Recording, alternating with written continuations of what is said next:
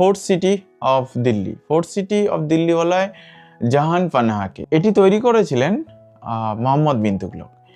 মোহাম্মদ বিন তুগলক এই ফোর্ট তৈরি করেছিলেন প্রধানত মঙ্গলদের অ্যাটাক থেকে বাঁচার জন্য। গিয়াসুদ্দিন তুগলকের ফোর্ট হোক, আলাউদ্দিন খিলজির ফোর্ট হোক, বা এই মোহাম্মদ বিন তুগলকের ফোর্ট, প্রত্যেকটির কিন্তু একটিই কারণ, সে সময় বারবার মঙ্গলরা, চেঙ্গিস খার যে বংশধররা, তারা অ্যাটাক করতো, সেই অ্যাটাক থেকে বাঁচার জন্য 1325 খ্রিস্টাব্দে এই ফোর্টটি তৈরি করেন। এটার সাথে সিরি, কিলার আইপিতোরা এবং তুগলকাবাদ, এই যে তিনটে শহর আছে, এই তিনটে শহরের কিন্তু একটা সংযোগকারী রাস্তা ছিল, মানে সংযোগ করার ব্যবস্থা ছিল।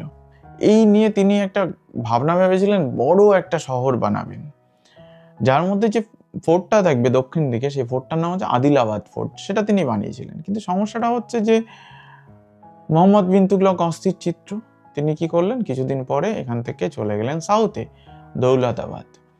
দেবগিরিকে বানিয়ে দিলেন দৌলতাবাদ, কিন্তু সেখান থেকে আবার চলে এলেন।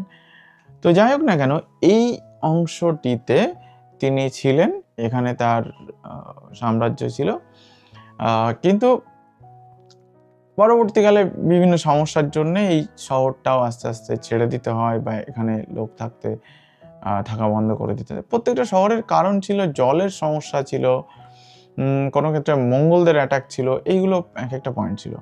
আচ্ছা, এর মধ্যে গেলে কি কি পাওয়া যাবে? এর মধ্যে গেলে খিড়কি মস্ক বলে একটা মস্ক আছে, বেগমপুর মস্ক আছে, সাতপুলা ড্যাম অ্যান্ড ব্রিজ এইটা আছে।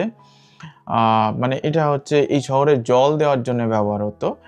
আর ডেফিনেটলি এখন যেটা পাওয়া যাবে সেটা হচ্ছে আদিলাবাদ ফোর্ট।